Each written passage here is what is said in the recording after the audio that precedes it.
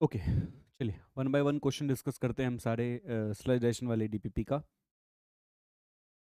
First question है आप लोगों के लिए। फर्स्ट क्वेश्चन रीड आउट कीजिए। तो क्वेश्चन नंबर फर्स्ट है ये आपका।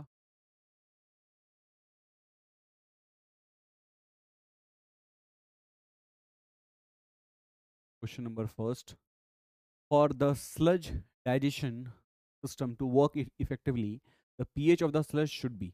आपकी जो पीएच होनी चाहिए वो किस रेंज में होनी चाहिए? तो आप लोगों को मालूम है 6.5 टू 7.5 वाले रेंज में, तो मतलब डी ऑप्शन जो है आपका वो सही ऑप्शन है। Question number two,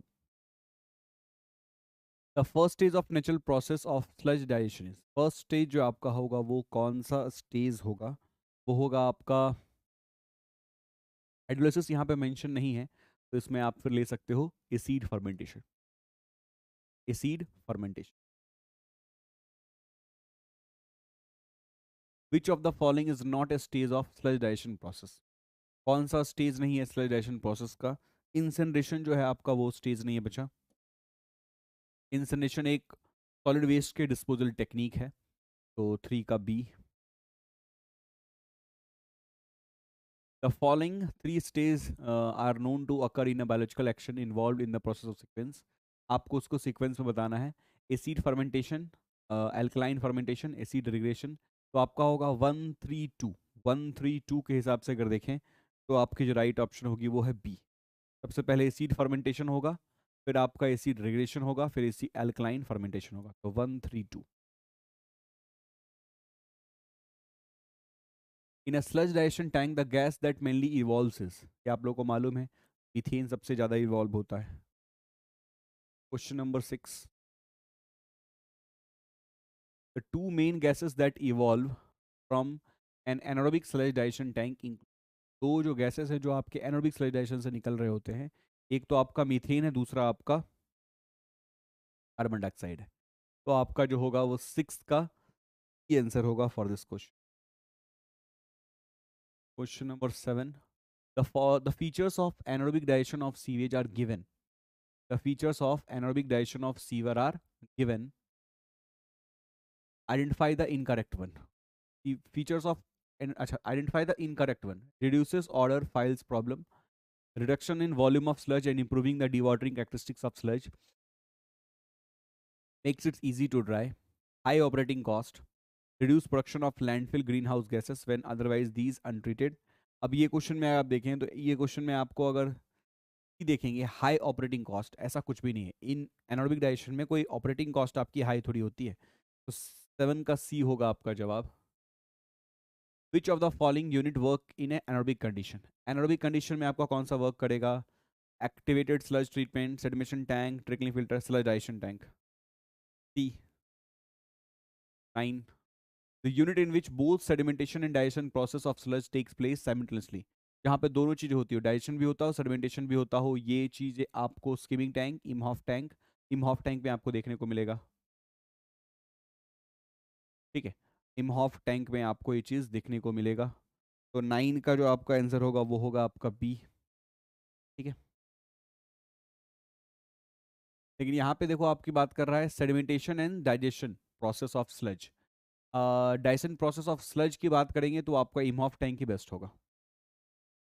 question number 10, given below are the two statement. नीचे दो स्टेटमेंट दिए गए हैं, दोनों में कौन सा सही है क्या गलत है ये बताना है। Aerobic digestion of sewage sludge require lot of energy. Okay, aerobic digestion of sewage sludge produce huge amount of methane. नहीं, सेकंड स्टेटमेंट जो है आपका वो गलत आपको दिख रहा है। सेकंड स्टेटमेंट आपका जो है वो गलत दिख रहा है। ऑप्शन क्या क्या है देखो आपका। सेकंड स्टेटमेंट गलत वाला ऑप्शन देखो, फर्स्ट स्टेटमेंट फर्स्ट ट्रू है, सेकंड रॉन्ग है।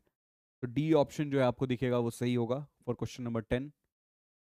क्वेश्चन नंबर 11 देखते हैं। मैच द फॉलोइंग है।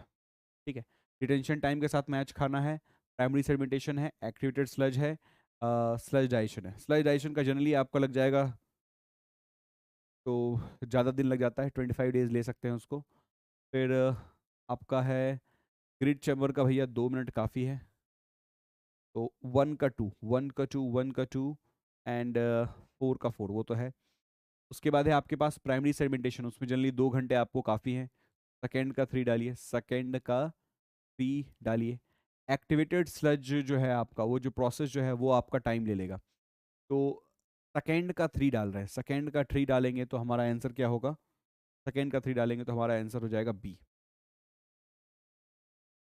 हीट चैम्बर 2 मिनट में काम हो जाता है आपका, मैक्सिमम 2 मिनट ही रहेगा ना आपका, उससे ज़्यादा तो हो नहीं सकता।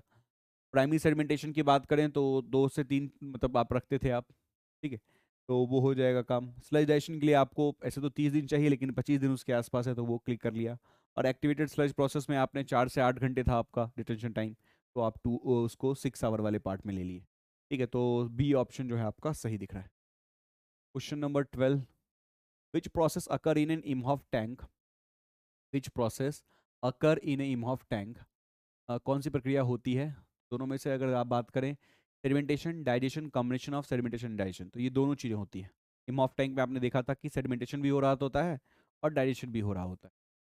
Question number 13, question number 13, anaerobic sludge digestion by itself is considered to be better method than other method of sludge treatment, ठीक है, ओके। दूसरा है, during anaerobic sludge digestion CH4 is produced, also rodents and other pest are attracted when digester sludges dried.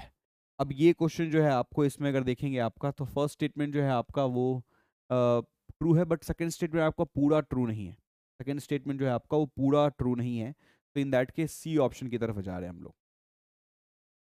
Number कौन सा है ये अब, 14, anaerobic digestion of sewage sludges, effective process for organic solid, this process require a lot of energy, this process generate methane as a end product, हाँ बिल्कुल सही है, जो आपका मीथेन है वो एज ए end product आपको मिलती है। और क्या है इसमें, बात कर रहा है एनोबिक डाइजेशन की ना, तो हाँ, digested sludge reduce in volume and easily dewatered, very fast process and thus does not require large size reactor. यहाँ 5 ऑप्शंस हैं, 5 ऑप्शंस में अगर हम लोग देखें तो हमारा ऑप्शन जो हमको यहाँ पे सेलेक्ट करना होगा, वो तो देखिए, this process require lot of energy, ऐसा नहीं है, आपको जो राइट आंसर हो जाएगा, this process generate methane as a in product, तो एनोबिक डाइजेशन में आपका जो है आपका वो ऑप्शन हो जाएगा। क्वेश्चन नंबर, अच्छा 1 सेकेंड 1 सेकेंड 1 सेकेंड, वही मुझे लगा क्योंकि इसमें मल्टीपल ऑप्शन मुझे सही होते हुए दिख रहे थे। एक्चुअली ऑप्शंस इधर हैं आपके, एक्चुअली ऑप्शंस इधर हैं, कौन कौन सा सही है वो आपसे पूछ रहे हैं। तो देखिए आपका सी तो सही है, इन प्रोडक्ट वाला, तो उसके आधार पर अगर आप देखें तो सी वाले पार्ट में सी सब में है, और भी आपको चूज करना पड़ेगा। A effective process for organic solid, हाँ, तो ये भी आपका सही दिख रहा है आपको। इस process require lot of energy, नहीं, ऐसा नहीं है, बी वाला सही नहीं है, तो बी वाला कहाँ नहीं है आपका, ऑप्शन बी में देखिए, एक बार ऑप्शन बी में देखिए, यहाँ पे बी वाला पार्ट नहीं, क्योंकि बी बी आपका गलत है, बी आपका गलत है, ये प्रोसेस आपको ज़्यादा एनर्जी रिक्वायर नहीं करता, एरोबिक ज़्यादा रिक्वायर करेगा।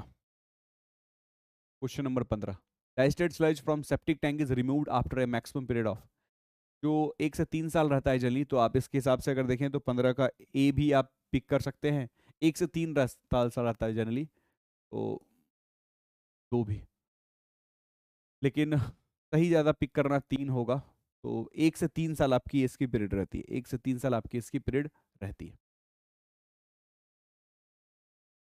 16, which of the following are claimed as advantages in respect of aerobic sludge digestion, अच्छा aerobic sludge digestion as compare to the anaerobic, तो भैया इसका सबसे बड़ा एडवांटेज क्या होगा आपका, in respect of aerobic sludge digestion as compare to anaerobic sludge digestion, तो production of sludge with excellent dewatering property, lower BOD concentration in supernatant liquor, greater production of methane, lesser operating cost, lesser capital cost, इसमें option 5 है, अच्छा select करना है, correct the answer using the codes given below. तो आपका अगर इस question में देखें हम लोग, क्वेश्चन नंबर हमारा है ये 60, इसका अगर हम लोग देखें तो जो ऑप्शंस हैं आपके पास वो हो जाएंगे आपके पास कि भैया ग्रेटर प्रोडक्शन ऑफ मीथेन, ये तो नहीं होने वाला, ये एनारोबिक में ज़्यादा होता है, लेसर ऑपरेटिंग कॉस्ट, ये भी एनारोबिक में ही होता है, lesser operating cost, lesser capital cost, वो भी एनारोबिक में ही आपका होता है, production of sludge with excellent dewatering propensity, हाँ ये आप बोल सकते हो, lower BOD concentration in supernatant liquid, हाँ ये भी बोल सकते हो, क्योंकि आपके सुपरनेटेंट लिक्विड जो आपके एनारोबिक में निकलते हैं उसमें बहुत हाई कॉन्सेंट्रेशन रहता है, तो 1 and 2 can be the correct, 1 and 2 can be the correct, according to this if you go, according to this if you go 1 and 2 will be the correct option जहां भी आपको दिख रहा होगा। ठीक है, 1 2 ये वाला करेक्ट दिख रहा है। पांचवा जो है लेसर कैपिटल कॉस्ट, देखो कैपिटल कॉस्ट वाला पार्ट जो है ना वो मतलब सब्जेक्टिव है, बट क्योंकि कैपिटल कॉस्ट कई बार ज़्यादा भी लग जाता है, तो चलो ठीक है कैपिटल कॉस्ट आप लेसर बोल सकते हो, क्योंकि एरोबिक वाले में आपका एक क्लोज्ड इंक्लाइन आपको बनाना पड़ता है, एरोबिक में नहीं बनाना पड़ता है, तो उस आधार पे मैं बोल रहा हूँ। बट 1 और 2 जो है आपका उसके अकॉर्डिंग आपने ऑप्शन पिक कर लिया होगा। ठीक है, question number 17, bulking sludge refers to. तो बल्किंग सिंपल सी बात है भैया, आप एफ बाई एम वैल्यू को अगर आप कम डालोगे तो बल्किंग होने के चांसेस रहेंगे, तो जनरली एफ बाई एम आपकी value less than 0.3 per day रहेगी, तो भैया आपका चांसेस रहेगा एफ बाई एम मतलब बल्किंग ऑफ स्लज होने का, क्योंकि बल्किंग ऑफ स्लज होने का बहुत बड़ा रीजन क्या है कि डेड सेल्स आपके ज़्यादा हो, डेड सेल्स कब ज़्यादा होंगे जब आपका न्यूट्रिएंट्स प्रॉपर नहीं है। ठीक है, चलिए, सो ये आपके सारे क्वेश्चन थे regarding the sludge digestion part. Thank you everyone, will meet for the next discussion.